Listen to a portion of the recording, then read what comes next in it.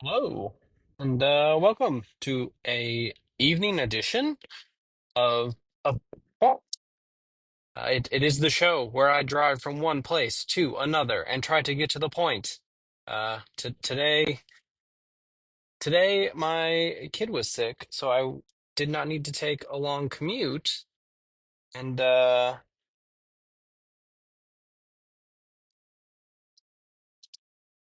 I did not need to take a long commute, so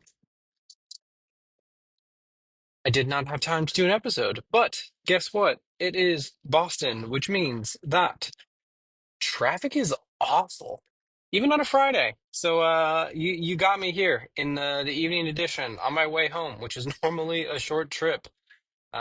It's gonna take some time. So I have a couple of informal points to go over today. The first one on said train ride. Listen, it's been a whole adventure. I took the train, found out that it did not go to the stop that I needed to, so I was one stop short. Had to walk a mile and a half to my car, and now here I am.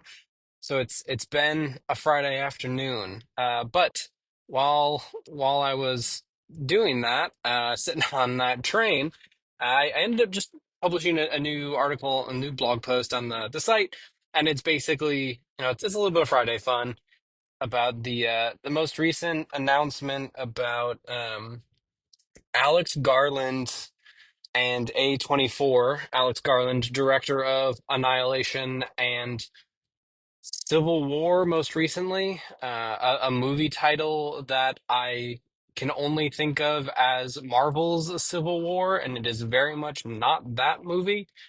I think he either co-directed or co-wrote Warfare, which is either just out or coming out soon. But he is slated to direct and co-write, co everything. It seems like the Elden Ring movie, and man, what a thing, huh? I feel. I feel many different ways about there being an Elden Ring movie. The first way I feel is honestly the exact same as the notion that they are actively working on a live action Zelda movie. It just seems wild. Like I don't know what that movie is. Like either one of them. I put God knows how much time into Elden Ring. Like probably at least over 100 hours into that game. And I like spent a ton of time playing it as a mostly intelligence and faith based mage. Um, and like I followed a guide enough to like pick up the story pieces. I got the Ronnie ending. Like I played that game, and there are stories in it, and there are interesting things going on in there. But when I think about major motion pictures from like a director who makes major motion pictures that have like theme and meaning and I feel like Ex Machina and something like Annihilation, like those are tightly focused movies. There's like a small group of people that are in that, and the stakes are very high for those people, but it's we're not talking about like Game of Thrones level of stuff going on. I just really don't know what you do with it. Like is it like is it Mikola being stolen away? Is this like the the story of like how all of these people came to be? Is this the I can't remember what it's called, but like the march that Godfrey goes on, the war in the distant lands. Is this a story of how Radon got that tiny horse? Like what is it? And I think the thing that is maybe tripping me up a little bit about it is that so much like Elden Ring is two different things, right? Like it's both a very deliberate and difficult game, where every move that you make it is precise, and you have chosen to make that move and you must live with that. And then it's also just anime as fuck. You have like giant dude with lion's mane and also lion, and you have Godric the Grafted with all of his 10 billion arms and a dragon mouth, and you have Radahn, tiny horse who literally brought down the stars. You have all of this stuff, and I just don't know how you get like big Hollywood man to make a movie where that just doesn't feel like nonsense. Like, and part of this I think is coming from the fact that the feeling that if you're going to get A24, and if you're going to get a director like Alex Garland involved in a project like this, it's not like it is a movie that will cater to the fans. But, George R. R. Martin was attached to the game, and it sounds like he is doing something, who knows what, for the movie as well. And that just starts to seem like, okay, well, now we're having Elden Ring, and it's branching out. Like now we're trying to get that HBO Last of Us money and or crowd, right? Like you want to see, oh wow, 30 million copies of this video game sold, and now you don't play FromSoft games, you maybe don't play video games at all, but the font sure looks like Lord of the Rings. So, I'm gonna go see what this Buck Wild movie is all about. And I don't know how you sell a large audience on the like timing of it, on the round table hold of it all, and like specific like the two fingers, right? Like I can see this being, here's the thing. I think that Frank Oz would have made a kick-ass Elden Ring movie. Like if you take all of the shit that went into the Dark Crystal, I bet that would just be absolute insanity for an Elden Ring movie. But movies, especially when we've come to like fantasy stuff like this, it it's taken on this like photorealist. Everyone's still chasing like the Weta Workshop work ethos of the original Lord of the Rings movies. And it's like grim dark, and there's high stakes, and all of this stuff is going on. But like, does that mean Patches is not going to be in the Elden Ring movie? Or like, are any of the people that we know of going to be in there?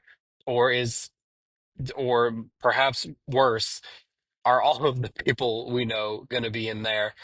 And it's going to be like, oh, hey, remember this dude? Look, it's Patches. And then he pushes someone off of a cliff. I don't know.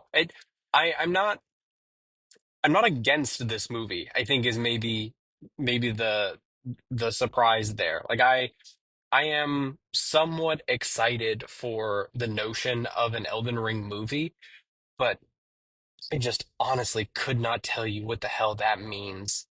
Like, what is that movie? And that's why you bring A24 in. That's why you bring Alex Garland and these people who make movies. That's why you bring in George R. R. Martin, who makes weird fantasy worlds. Like that's why you bring those people in, because they have vision where a person talking on their AirPods in the car on their way home from work after a long day, where I cannot succeed, like, and that makes sense. But I'm very curious about what that looks like, and how they make it look like something that isn't, look, it's another video game adaptation. Because like you could do a Green Knight, like you could make that thing look like the Green Knight, but you could also make it look like the World of Warcraft movie. And it's very possible either one of those outcomes is what we end up with. So I don't know. I'm curious. I would like to remain hopeful. I just really hope they keep the absurd Shakespearean accents and like voice patterns. I hope that there is a shot of someone sitting down at a site of grace. And honestly, the one image, like I gotta see somebody climb up onto a horse as it is materializing in front of them. Like just give me the greatest hits and then, an hour of someone standing on a cliff shooting a single arrow at a big bird as the big bird throws itself off a cliff. Um, but yeah, I think it's gonna be an interesting one. I'm curious what that game ends up looking like. Um, but yeah, we'll see, I guess. Hopefully it is good. I hope that it is the beginning of something for Elden Ring. Like I want to see a Star Wars Visions anthology of that game. Like that is kind of what my dream would have been. Give me the Star Wars Visions anthology of check out all of these cool different studios doing wild shit in the Elden Ring universe. Like give me the slice of life with Bach the seamstress, or like a day in the life at the the magic school.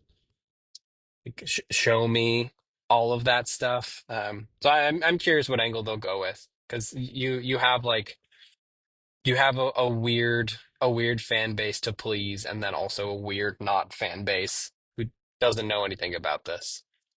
But yeah, I guess speaking of Souls likes and all of that jazz, one of the other things I wanted to talk about today was the news that the Lies of P developer is adding difficulty options to Lies of P with their release of, I think it's called Overture, is the DLC. It's like a prequel. Um, and as the person who did spend too much time standing on that cliff, shooting arrows at that bird so that I could have like a reasonable time playing Elden Ring, I sure am happy about difficulty options in something like Lies of P. I looked at that. I looked at that for a while, and I love the absurd royalty-free surge in video games lately. And as a person who's never played Bloodborne, Lies of P did kind of jump out to me as like something that I'd like to jump into, but it's just, you know, I got a busy life, I don't have time for grinding on a boss or, learning attack patterns anymore. Like that's just not where my life is. So I've just completely written off that game. So it's nice to know that, devs are at least interested in bringing those kinds of accessibility options into their games after the fact. I think it's kind of a perfect storm. All of the people who care about the challenge and the sanctity of the difficulty, they can have that experience. They already did. And now me, person who is bad at games, can come in and experience all of the Pinocchio insanity. So I think it's kind of exciting. I don't really understand the backlash. I never really did.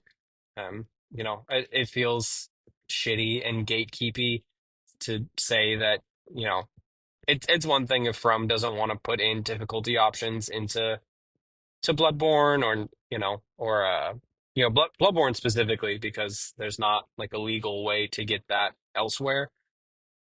But even like, I don't know. I would like to not have to mod and hack my difficult games in order for me to have fun with them. But I think the thing that's always got me is that it's not that the game doesn't let me, and that's the problem. It's the game doesn't let me, and people have made it a part of their personality that actually you're a bad person if you do that. And that's just video games, right? Like at the end of the day, that's just video games that sometimes people are mean about it. But that's fine. I think it's exciting though. I am excited to jump into that game. I saw that there is like a post credits thing that perhaps alludes to the Wizard of Oz, if I remember correctly. So I'm all in on Liza P. That seems like an insane thing, and I am fully here for it. what a wild thing, and I'm glad that that exists, and I'm glad that it like did so well.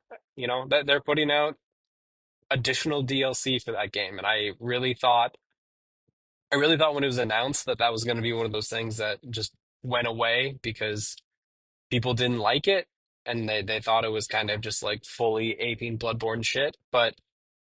No, it seems like it did really well and people like it and I think they're making another one, which is exciting, and yeah, we'll see. I'm looking forward to hopping into it when that update hits.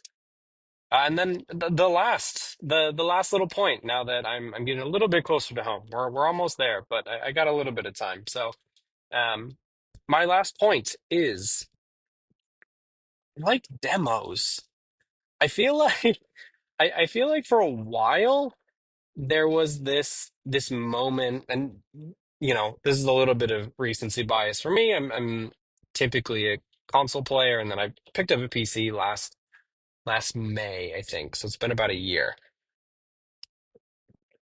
Um, and the notion of your typical demo just kind of felt like it had disappeared for a long time. I don't know what really caused that. It seems like it was probably replaced by the open beta. Um, but it's been kind of nice, especially like post PAX and kind of the past couple months really of hopping into Steam and like seeing a game that seems compelling is either like not out yet or is like has been out for a little bit but is around that it's around that like $20 mark where like I'll take a chance on a $5 game, like we'll try this out, see what happens, and if it doesn't work it doesn't work. But that for some reason that $20 mark still is the kind of like the line for me of why, I don't want to like do this and then spend spend money on this and then not like it. Especially I I am a lazy asshole, so I also am not a person who refunds games. Um so I just like I kind of avoid stuff. And I think something that has really struck me the last couple of months is demos are back. And it's cool. Like I'm really happy being able to see a game on Blue Sky or spot something in a Discord that I'm in and to just click on that Steam page and immediately add a demo to my library. Like I feel like it has been a billion years since I have been able to sit down and play through like seven demos in one sitting. Like that is I got a disc in the mail with my copy of a magazine level of amount of demos. And like I just have that now. Like I think there are literally like 15 demos sitting in my Steam account right now, and I'm stoked to go and play them. And I who knows how many of them are going to end up being duds or being games that I don't necessarily stick with. But as a person who, like I said earlier, with the Elden Ring stuff, like I don't have the time to kind of grind out and play like these difficult games. But I also have this feeling that, I don't have time to sit down and spend 2 hours to find out if I like something or not. Like typically I have 2 hours, like at maximum, every few nights to sit down and play something. So I want that to be high quality time. And I feel like I get away with a little bit by having that high quality time be playing demos where I can like sit down and play like 3 or 4 games and be like, all right, cool. Like I'm having a good time with this. And then I hit the end of the demo, move on, decide if I want to wish list it or just buy it outright and keep going. And I think that's been a good flow for me. It's also been nice because, I'm not gonna drop a ton of money on games on Steam all the time, especially in genres that I don't love. And maybe someday I will put out the plea for you all to recommend me a Metroidvania that I will finally like. But a roguelite or a Metroidvania or a Metroidvania roguelite, all these different types of games that I typically just avoid because I know the odds of me liking them is going to be extremely low compared to like most other stuff. Like you give me like an adventure game or like a story action game or like a mystery game, and you know, odds are pretty good I'm gonna like that. But not necessarily with some of these other genres. Like I'm not gonna pay money for a horror game just outright. Like I want to play it because there's a real difference between this is a good thriller and I'm not gonna be able to sleep tonight because I'm a big baby and not afraid to say it, I guess. Uh, but the demo scene has been really good. I've been super happy with all the demos that are coming out, and it's also been nice to just kind of expose me to, those games that will probably sell 1 to 2,000 copies that you typically would not see or hear about. So it's been nice. I generally have been very happy with the demos coming out, and I continue to be surprised by all the ones that are popping up constantly. It's been pretty cool. And look at that. I wrapped up my point right as I pull into the driveway. Yeah, awesome. Thanks for listening on this evening edition of Point to Point. Maybe someone should call it something evening edition. It sounds pretty good. Um, yeah, it's a happy Friday, everyone. Thanks for hanging out. This has been week two. If you like to chat about the Elden Ring movie, I actually just put up a blog post that I mentioned earlier on 70percentcomplete.com.